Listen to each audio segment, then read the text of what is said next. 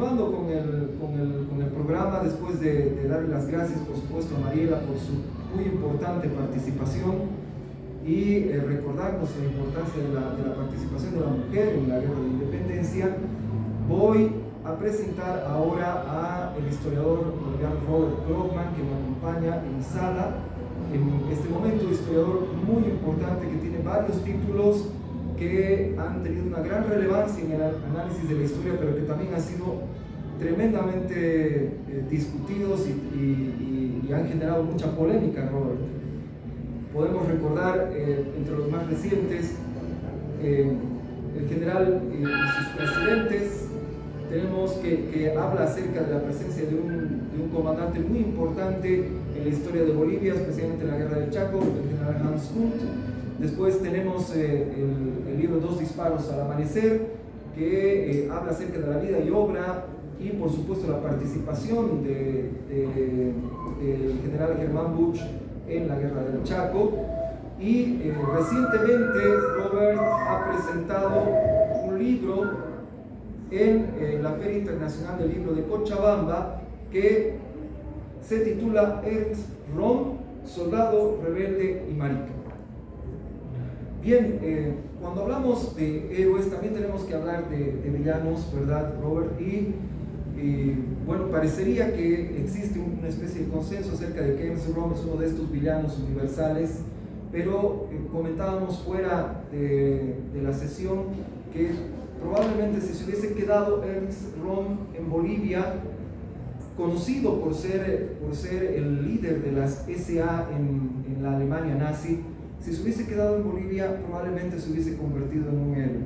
Entonces, después de hacer la presentación quisiera saber tu opinión y por supuesto que nos hables acerca de este libro que has escrito y también de tu obra. Muchas gracias, querido Jorge, queridos amigos, colegas y historiadores. Es un verdadero honor y un privilegio estar aquí y compartir con ustedes. Efectivamente, Jorge me pide que hable acerca de Ernst Röhm, que es un personaje de la historia universal porque fue indiscutiblemente el hombre número 2 del Tercer Reich hasta el año 1934, muy temprano aún, hasta su asesinato por Hitler. Y la pregunta es: ¿qué hubiera sucedido si Röhm se quedaba en Bolivia? Porque estuvo aquí un par de años y hizo cosas, es decir, incidió profundamente en la historia boliviana. Y claro, no se mencione ya la incidencia profundísima que tuvo en el propio Tercer Reich de Hitler, ¿no? Bueno, para hacer la historia breve y poner eso en contexto, Ernst Röhm fue un militar alemán bávaro del Reino de Baviera, que tomó parte en la Primera Guerra Mundial, se convirtió en un héroe de guerra muy condecorado, además muy herido de guerra. Y cuando el ejército alemán resultó derrotado en la Primera Guerra Mundial, fue uno de los pocos militares seleccionados para permanecer en el ejército, porque las sanciones de las potencias aliadas establecían que el ejército alemán debía ser reducido a su mínima expresión. Otro de los militares que quedó también en este pequeño ejército alemán era, interesantemente, Adolf Hitler. Y a estos dos militares se les encargó en el reino de Baviera, que se acababa de convertir en una república que era parte del Imperio Alemán, del Reich alemán. Se les encargó que por favor fueran a espiar a los grupos radicales que habían florecido como hongos en la República de Baviera y que habían dado pie a una muy breve República Soviética de Baviera, ¿no? Una república de los consejos de soldados y obreros, muy parecida a la Rusia bolchevique de 1917. Esto fue un intento comunista ahogado en sangre, pero esto no impedía que hubiera una gran efervescencia política en el estado de Baviera. Entonces Hitler y Röhm estaban encargados de espiar a estos grupos radicales, ya fueran de la extrema izquierda o de la extrema derecha, y Hitler fue a dar a un grupito que se llamaba el Partido Obrero Alemán. Más allá de espiarlo, simplemente Hitler se sintió inspirado por las ideas que escuchó allá Y fue donde su superior, que era el capitán Ernst Röhm, lo invitó a participar, a ver qué era lo que, cuáles eran las ideas que se discutían en este grupo. Röhm asistió y se convirtieron en parroquianos, digamos, de este partido, del Partido Obrero Alemán, hasta que Hitler empezó efectivamente a dar discursos ahí y a tomar parte activa en este grupo. Hasta que, en efecto, Röhm y Hitler tomaron el poder de este pequeño grupo, le cambiaron de nombre del Partido Obrero Alemán y lo convirtieron en el Partido Nacional Socialista de los Trabajadores Alemanes o de los Obreros Alemanes, el NSDAP, ¿no? cuyo diminutivo, cuyo apóstrofe apócope se convierte en la palabra nazi, ¿no? Es el partido nazi. A partir de entonces, bueno, la historia es que, para hacer la historia corta, después de una muy larga lucha y muchas políticas callejeras, sobre todo, Röhm y Hitler se hacen con el poder en Alemania. Hay una serie de relaciones interesantes, en la relación entre Hitler y Röhm, que si bien los dos están peleando por la misma causa, que es llevar al movimiento nazi al poder, es importante hacer un pequeño paréntesis en el sentido de que el movimiento nazi está compuesto por dos brazos muy importantes. Uno es el brazo político, que es propiamente el partido, que es el NSDAP, y el otro brazo es el brazo militar, que es la SA, la Sturmabteilung, o las tropas de asalto. Las tropas de asalto son necesarias en este momento en la política de los años 1920 y 1930, porque todos los partidos políticos en Alemania los tienen. La política se hace en las calles, se hace luchando en las calles, ¿no? La política sangrienta, puñetes. Los comunistas tienen el Frente Rojo, los socialdemócratas tienen la bandera del Reich, los nazis tienen la SA y todos se agarran a puñetes. Röhm, interesantemente, logra que su SA sea un ente más relevante que el brazo político,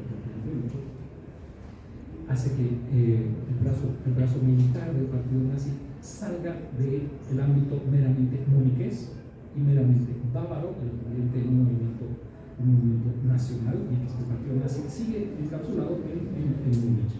El hecho es que Hitler, inspirado en la marcha de Roma, marcha sobre Roma de Mussolini en el año 1922, al año siguiente, el 23, Hitler intenta tomar el poder en Baviera, fracasa estrepitosamente, es llevado a la cárcel.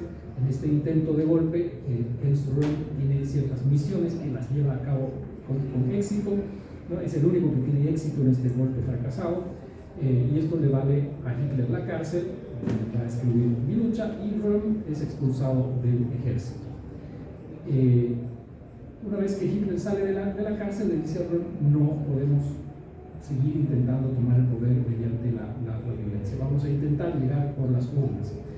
Röhm se ve desplazado de esta manera, no sabe ya qué hacer, no tiene un rol en el partido, él es, a pesar de la diferencia militar de rango, siendo Hitler cabo y Röhm capitán, Hitler tiene la preeminencia política y Röhm le tiene una gran lealtad y decide renunciar a todos sus cargos en el partido y se va buscando la vida. En ese momento en Bolivia está sucediendo algo importante, que es un prolegómeno de la Guerra del Chaco, que es el incidente de Vanguardia, cuando una fracción del ejército paraguayo captura un fortín boliviano dentro del territorio que estaba siendo disputado diplomáticamente por ambos países, y se convierte en un mayúsculo incidente internacional. El gobierno boliviano manda llamar al general Hans Kunt, que había sido su comandante del ejército boliviano desde el año 1911.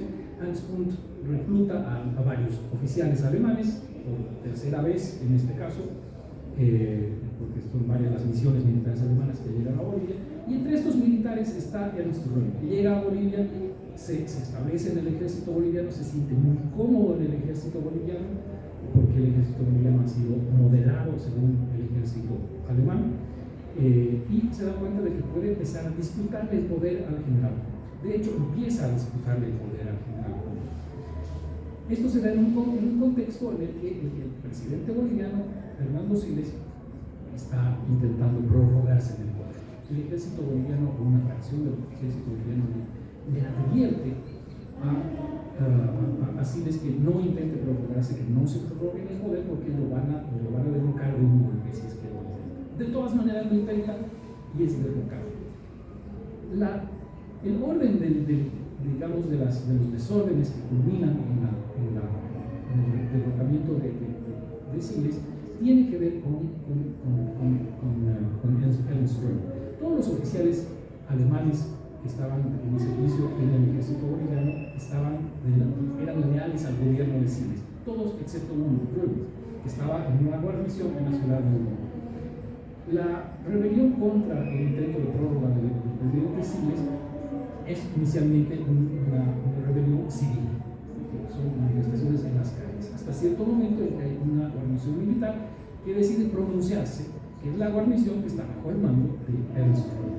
Aparentemente, no aparentemente, sino que los presuntos rebeldes le ofrecen a Röhm el puesto de Kunt, el puesto de comandante en jefe del ejército boliviano.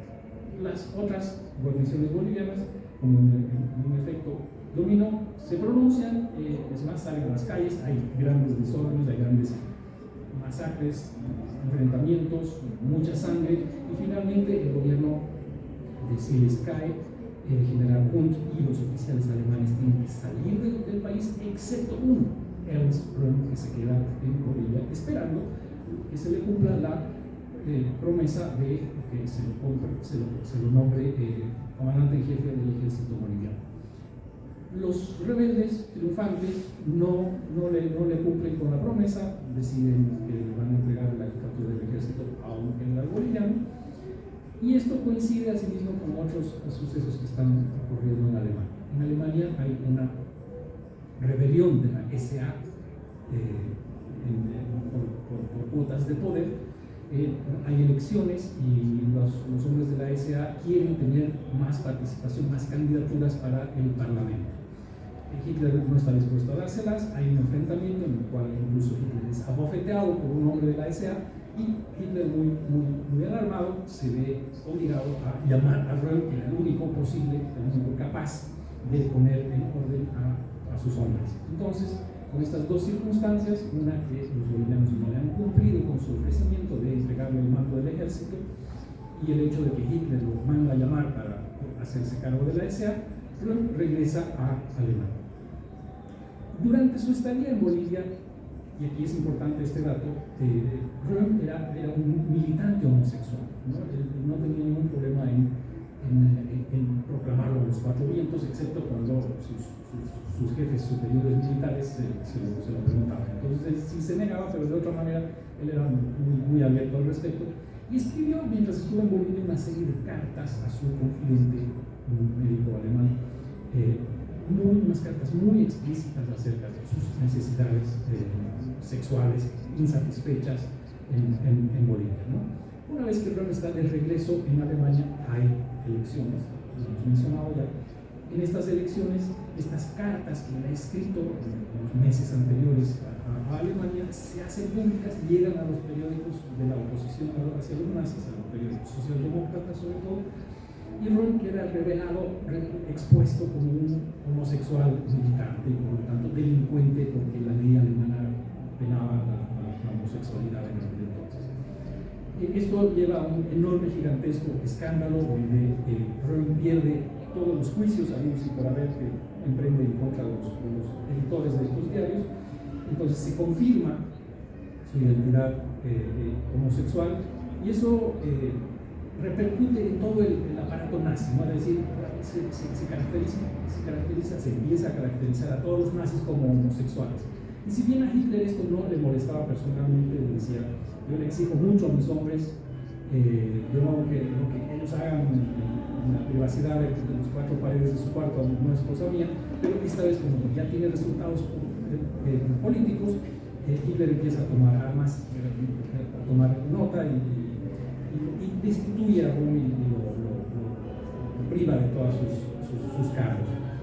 Pierde las elecciones Hitler, entre otras cosas, por este tema, que es el año 1932, pero luego en el año 1933 va a volver a postularse, a esta vez ya no como presidente, sino como canciller, va a llegar a tener una mayoría relativa a obtener, y el presidente Hindenburg lo va a nombrar a él el canciller del Reich a partir de enero de 1933. Röhm va a ser nombrado ministro sin cartera.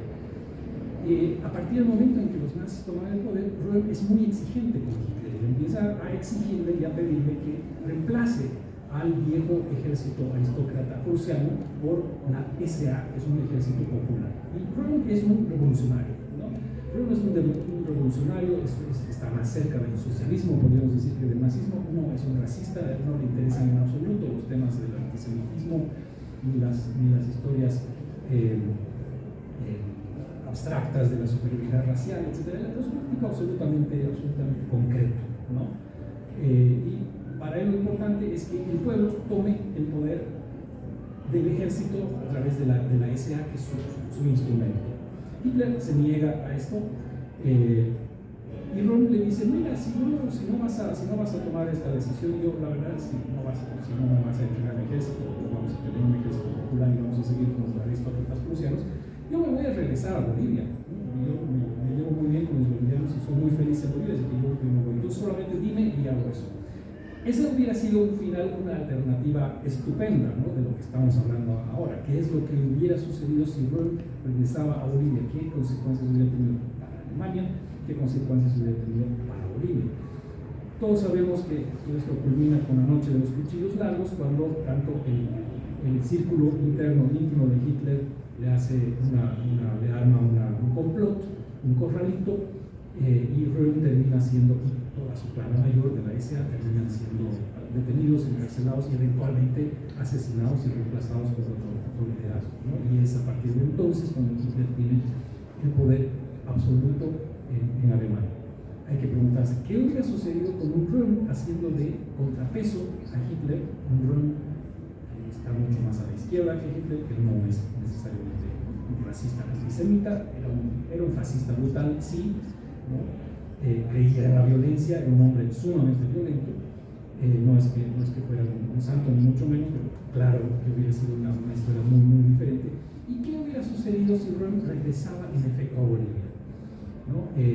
Bolivia estaba en ese momento, estamos hablando del año 1934, ya en plena digamos, etapa final de la guerra del Chaco, ahí retrocedido muchos cientos de kilómetros de sus líneas originales, pero Röhm había sido siempre un militar muy eficiente, muy efectivo, y en los juegos de guerra, mientras estuvo en el ejército como segundo de Kunt, había ganado siempre los juegos de guerra. ¿Hubiera tenido algún tipo de incidencia? ¿No? Hay que preguntarse esto. Entonces, este es el tipo de narrativa en la cual nos ha puesto la disyuntiva Jorge, y que probablemente sea interesante pues, elaborarla un poco más adelante. Hasta ahí llego yo, y ojalá podamos hablarlo un poquito más adelante. Gracias.